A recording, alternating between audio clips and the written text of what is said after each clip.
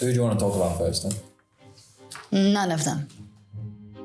None of them. We've got some pretty big names on the board. We've even got verbal agreements with a few of them. I don't care about big names. We need to look at the numbers. The numbers? Numbers? Yes, numbers. Integers. This is the LEC. We take big names. Yeah, we grab a couple names, we slap them together, call it a super team. That's how we've always done it.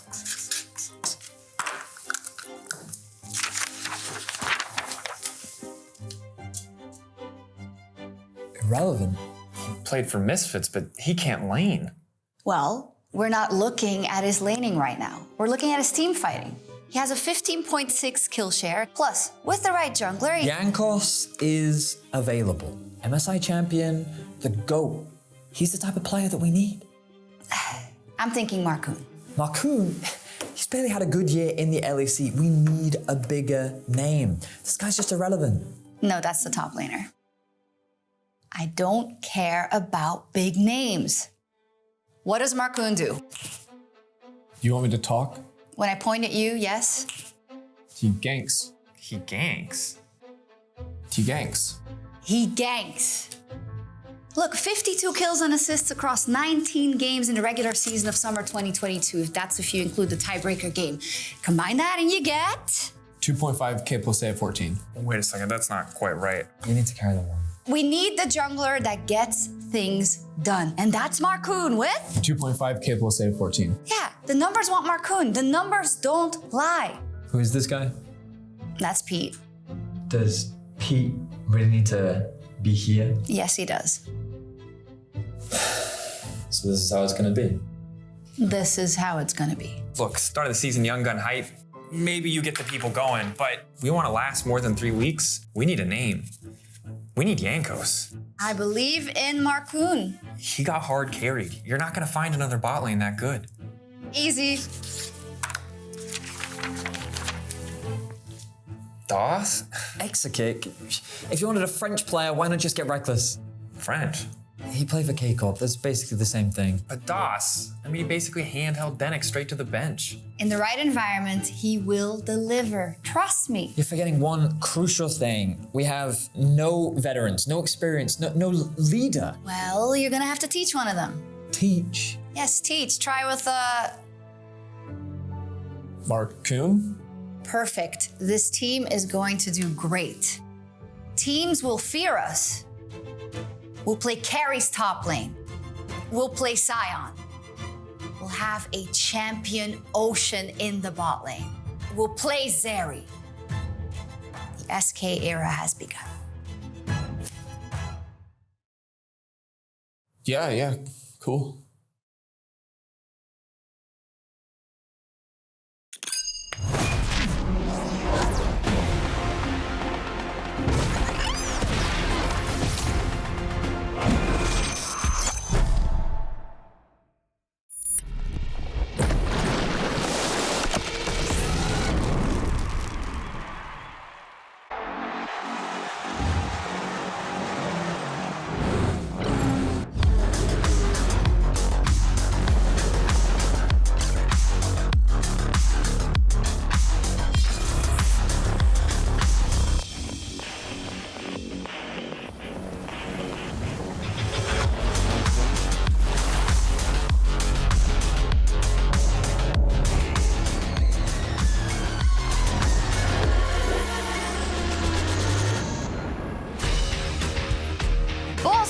tout le monde et bienvenue au LEC. Quelle journée incroyable comme BDS contre SK et tant de joueurs français sur le podium aujourd'hui. Super contente d'être là, oui, pour voir tous ces joueurs français, tous ces joueurs issus de la LFL, la meilleure ERL qu'on puisse trouver en Europe. Et habillé en Schtroumpf. Oui, c'est Schtroumpf. Schtroumpf. Yeah, Schtroumpf. That's the word in French. Les bleus alors, c'est parfait, c'est français aussi. C'est parfait, c'est français. Goldberg. Qu'est-ce que tu en penses, Goldberg? I'm not renekton. I don't speak French. But yeah. Thanks for rolling with the punches.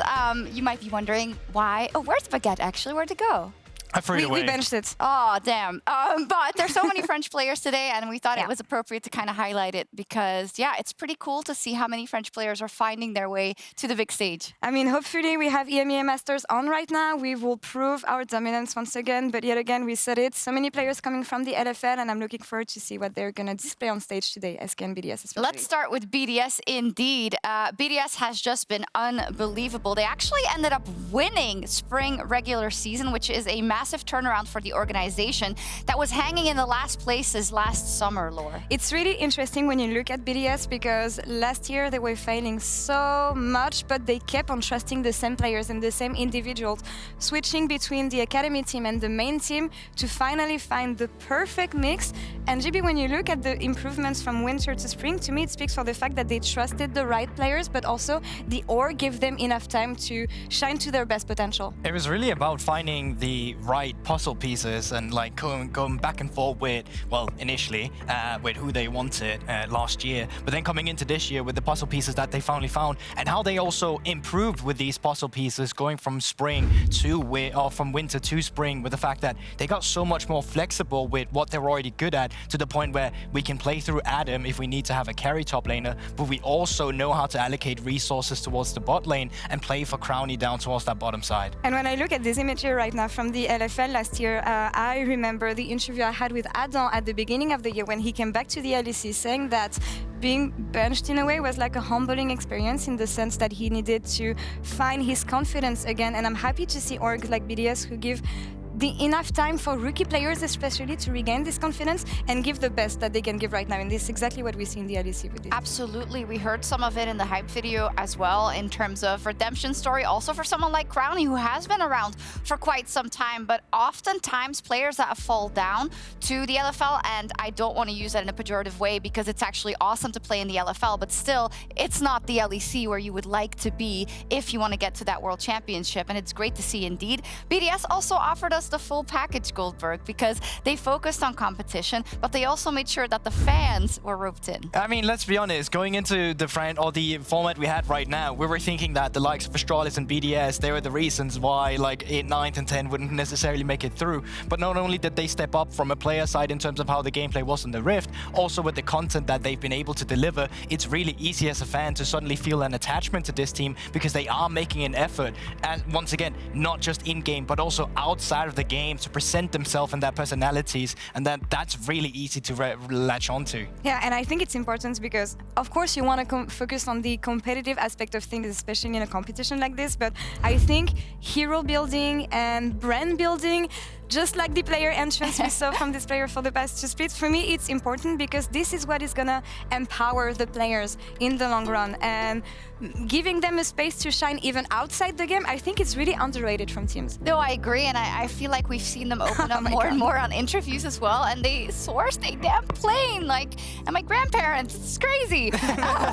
Really insane. Let's talk a little bit about how they did it and how they got the wins. When it came to forming the roster back then, it was all around Nuke keeping his position and building around them, but it's not like he ended up being the star. He's been like the master facilitator. I mean, Nuclear Int back then, living to his name, unfortunately, but they gave him the time to shine, and from the Schalke days that we see right now to the time he spent in BDS, I think it was him saying recently that it feels like it's his first year in the LEC in terms of what he's been able to display and show on stage.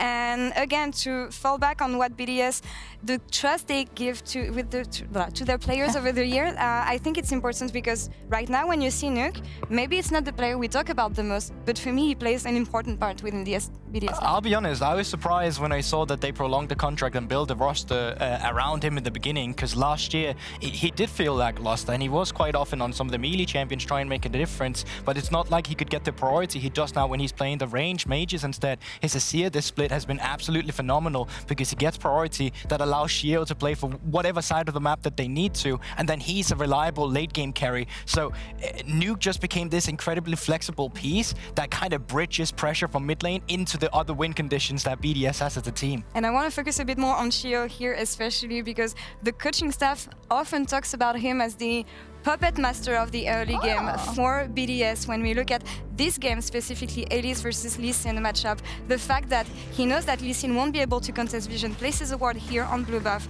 waits to spot Bo here to finally invade him on red buff a bit later on, and find and create space and opportunities for his team in the early game. And this is where I think Sheo has been instrumental, because you can see it here. Lee Sin has to recall.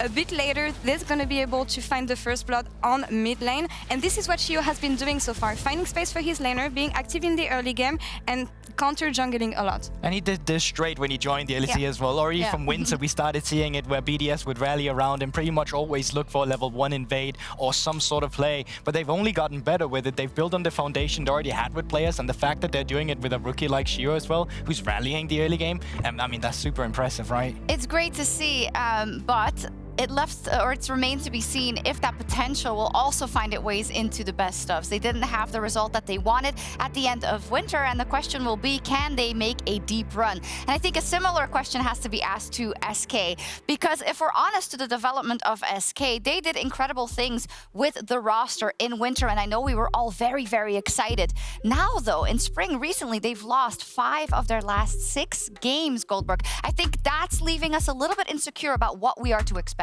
I mean, for sure, I think it's really hard to get a good read on SK going into the group stage here as well. I think when they came in week 1, they actually looked really great, and I was looking at them at a team that had a strong finish in Winter in terms of what we had expected out of them, and I was hoping to see that they were going to continue with that. But as they tried to improve themselves, where they tried to go for different playstyles as well, they kind of got a bit lost in the sauce, and then when they came down to actually just finding wins in general, they were too scattered on the map, and it just resulted in the loss in the streak that we currently see at them. And for me, that's the risk when you look at a team like SK, because they have fairly young players when you think about the whole lineup, and trying to switch playstyle and experiment with, have maybe an solid enough base of identity for the team. This is usually when you get lost, and this is usually when you lost the foundations of the playstyle you try to build. So I'm waiting to see what they're going to be able to do today, but from the last 3 games we saw from them, they need to step up. Oh yeah, absolutely. They really, hopefully, have used this week to their advantage. But the question is, was there too much to workshop? And that's what we're going to see today. But I think we should call out some of the things that were working, like in week 1, Goldberg, where Irrelevant, I think he's been turning heads all year. Yeah, I think Irrelevant has been absolutely phenomenal as a top laner. When we needed him on the side to have Exakick be the carry, he was doing it in Winter. Now in Spring instead, he didn't mind being the carry. And we saw them rally behind that as a team in the first week as well when they were playing against Fnatic. And it was, when I was watching this game, I thought to myself, this team is about to become so scary in our league because they're finding ways to play the game differently. They're finding different carries to play through, and it left us very hopeful. But they're also talking about how they potentially got a bit cocky as well with so much of their success they found. And I think they lost some of their team prowess with doing that as well and became a bit too individualistic at times. It's a hard word. They did, and I think especially with Markoon maybe being less active to what we expect from him in the early game, and also putting his bot lane on the side, because they were the main focus for SK Gaming in Winter. And when you look at the bot lane for SK right now, they didn't have the same impact, I feel. No, that they didn't. Like, if you take a look at the solo kills they just had in the 2v2s in Winter, in regular season, it was 9. They were finding them almost in every single game.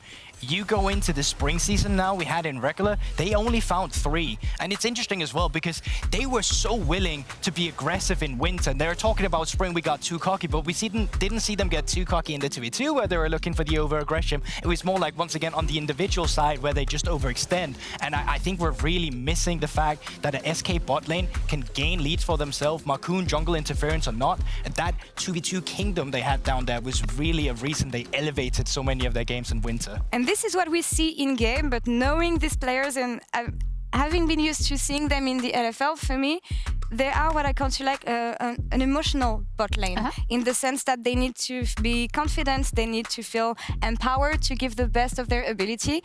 And maybe this is what is missing here for Exakick and Dust, but also because they didn't have the attention they used to.